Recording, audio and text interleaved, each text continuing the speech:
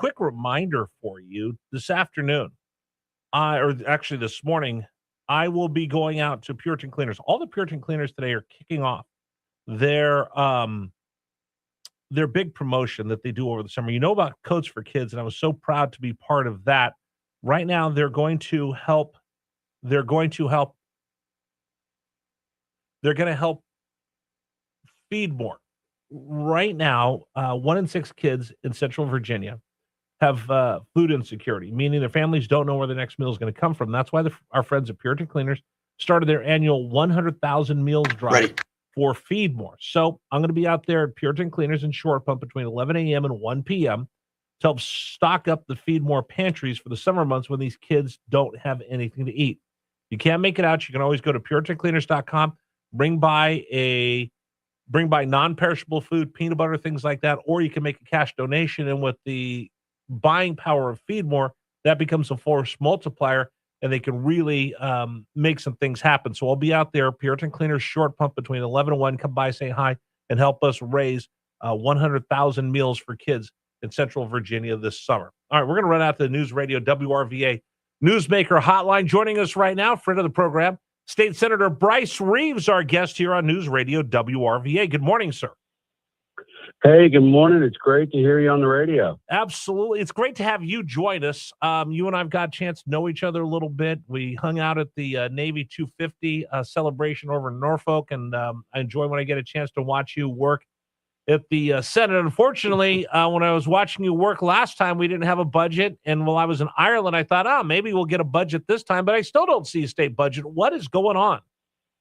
Well, it's time for you to go back to Ireland, because I don't think we're going to get one anytime soon with the poor leadership of Abigail Spanberger. So, it's we still have a chasm between the Senate and the House budget, and the Senate leadership through Louise Lucas. She's a lot like those Navy vessels, the Truman that we saw down in Norfolk. She's unmovable. It's going to take some time. She's going to hold fast. So, they've got to get in the room. They got to get to work. But I think it's time for the governor to intervene, and she's got to lead at some point. Is the GOP involved in this, or is this just Louise Lucas in the state Senate versus Don Scott and the House of Delegates, and Abigail Spanberger is just kind of standing off to the side? Well, that's a good way to call balls and strikes. There's 5 of us. I'm one of 5 on Senate Finance. There's 2 Republicans on the conference committee. But pretty much the chairman's going to run the show on that. It's her game. It's her committee. We have input. Certainly we have input. And actually, Louise does listen to the Republicans on the committee.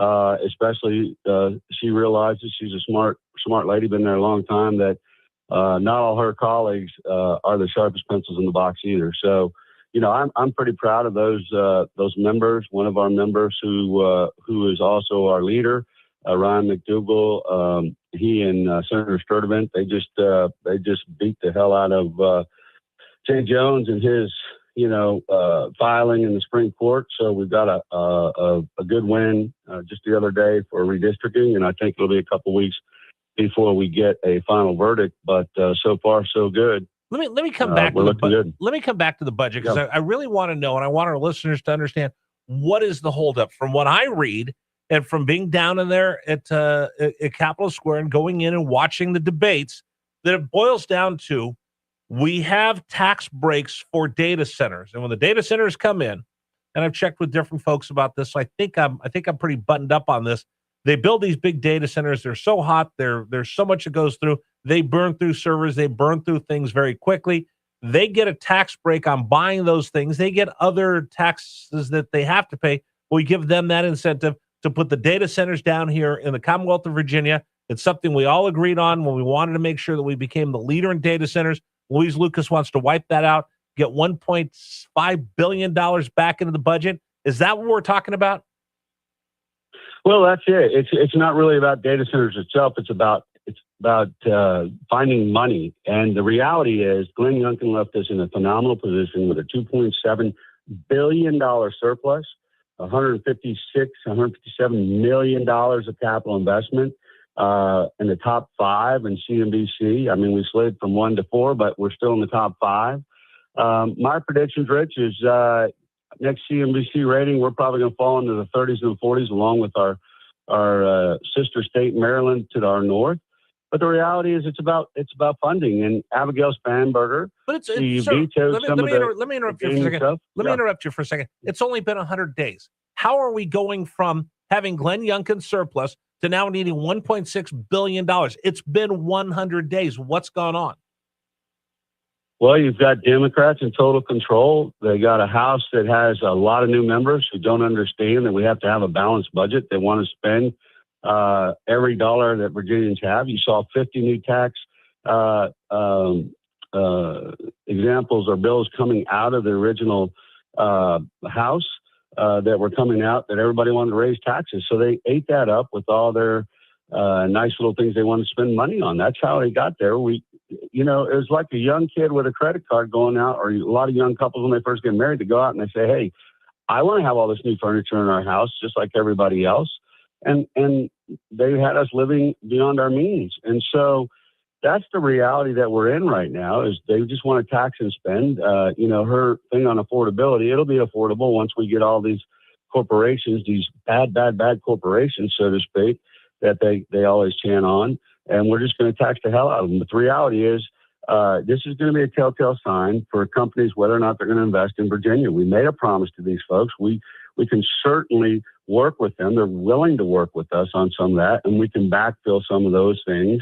But the reality is, Spanberger, she vetoed a lot of the issues that we've been working on for years versus, the gaming commission, skill games, all these different things where skill games help our small businesses. We can get a handle on all the 90,000+ illegal games out there and clean them up. She vetoed all that. And those were ways to get money back in. Well, we saw Boeing quietly pulled out of the Commonwealth, went back to Missouri. And here's the part. I talk about this with Governor Allen all the time. Why is Tennessee kicking everybody's tail down here? The businesses flock to Tennessee. Why not Virginia? Well, they're solidly a red state, a very conservative state. They're fiscally responsible. They don't have income tax. Cost of living is a lot lower. Texas, Tennessee, and Florida. I got back from Texas watching my son wear senior boots for the last time at A&M, and it's just booming. You look, it's growth everywhere. It's just unbelievable. And, Texas is a little different. They're tied to the oil industry, but the reality is it's just growing through aeronautical stuff down at NASA. People are flocking there. Tennessee is no different. People are flocking there. Well, okay. they've got continuity of leadership. Let's go back to something for just a second, because I do want to be fair to the governor. I'm looking for leadership. She's not fair to us. Well, I'm gonna show some grace. But I do want to know where is the leadership coming from? Where is her voice in all of this? Because if we're at an impasse like this, we get through the General Assembly, we don't get anything. We come back and we have the budget session we had, we don't get anything. Where is the spot where the governor needs to step in, get these two together, Scott and Louise Lucas? Because we're not talking about, I'm trying to bring Byrce Reeves, who's bright Republican red, and Don Scott, who's cobalt blue, getting Republicans and Democrats to work together. They're both members of her party. When does she step in and say, enough is enough, I've got to have a budget? Right after she was sworn in. You don't have to worry about Don Scott and I. Don Scott and I actually both went to school together, and we actually get along well. So we can work together. The problem is she's out trying to run for higher office, and everybody knows that. That's why she's kicking some of these things down to way after she's out of office, because she doesn't want to go on the record. Her challenge is that she was in Congress, one of 432, I think it is, whatever that is. And so the only way she could stand out is by saying she was a moderate. She got here, and guess what? The buck stopped on her desk. She doesn't know how to lead. She's not leading. She's not getting in there. She's not grinding. I couldn't tell you, other than my colleagues that went into the administration, any of her staff. Okay, let me ask you this. Let me ask you this. What's the difference that you see in what Glenn Youngkin did on a daily basis versus what Abigail Spanberger does on a daily basis? Well, Glenn Youngkin, he came to the General Assembly. He actually went to the minority parties or the ruling parties at that time when Glenn was in, and he met with these folks, and he had an understanding. And look, he had a rocky relationship with Senator Lucas. She played gangster, and she would beat on Glenn all the time. But Glenn was persistent, and he led, and he knew how to talk business to these large corporations, and he got them to come here, and he set a vision, and he executed, and his staff executed. And they got in there, and they just grinded to get this business to come in. And, their EDA, they were striving to do that thing. They weren't the first things undoing and making us unsafe by getting out of 287G. They didn't file this lawsuit to show redistricting, some bipartisanship, when she was on the record saying gerrymandering is bad. No. So people don't trust her, Rich. No one trusts her. Period. And I watch Juan Pablo Montoya, and I think he's a superstar, and I think he did a great job bringing business over here. So I saw towards the end, and I've only been here a year, I saw how Glenn Youngkin's staff would actually get their roll up their sleeves, get something done.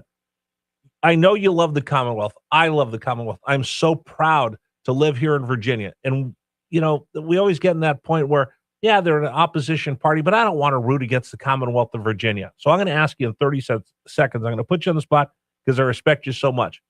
If you could give any advice to the governor to run this Commonwealth for the good of not the Republicans or the Democrats, but the good of the people that you've been elected to serve, what would you ask her to do?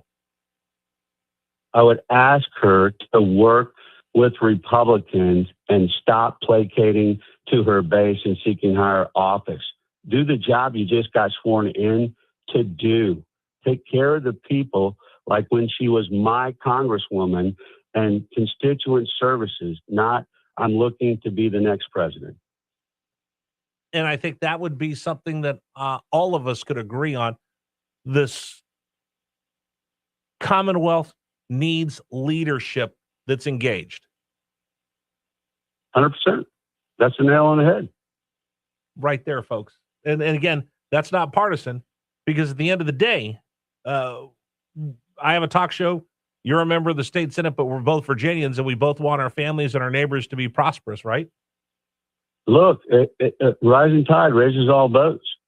We've got to help everybody at the same time, and we've got to be able to walk and chew bubblegum and think at the same time. So, look, we're here. We've reached Olive Branch out several times. None of my colleagues are on a daily basis talking to anybody in the administration.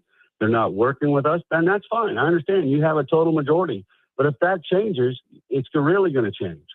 And right now, Virginians are just pissed. You've taken away their gun rights. You've taken away their congressmen. You're trying to cheat them. They don't trust our administration, anything they say. And that's a problem. And she's going to have to show some trust, because it's kind of like getting bit by a dog. You don't know if you're going to walk up to that dog, you're going to get bit again. 100%. That's the challenge. 100%. By the way, congratulations on your son. I kind of let that go by because I didn't want to talk about our subject matter, but the fact that he's in the Corps of Cadets at A&M, I've been down there. I've covered a lot of football games down there. I've seen them march. Oh, yeah. It's impressive. So I just wanted to say, tell him thank you for everything. Well, he's headed to the Marine Corps graduation in December, and Really? he hopes to fly. So we're thrilled for him, and he's going to carry the same tradition on my family has always done, to serve in uniform. So we're proud of him, of course. See, we're waiting for mine to find out whether he's getting a PLC slot to come to Quantico this summer, or a Navy ROTC Marine option for a senior year to go to the Marine Corps. So, hey, you never know. They might serve together. Same thing, Rich. Yeah. Doing the same thing. Yeah, they might wind up going together. Who knows? That would be amazing. Wouldn't that be funny? That would be fun. Yes, sir. All right. Hey, thank you so much for everything, and I'll catch up with you soon. You bet. All right. Have a Thank you good so day. much. Yep. Bryce Reeves Bye-bye. joining us here on News Radio WRVA. We'll talk with Michael Greer, GreerFinancialGroup.com here in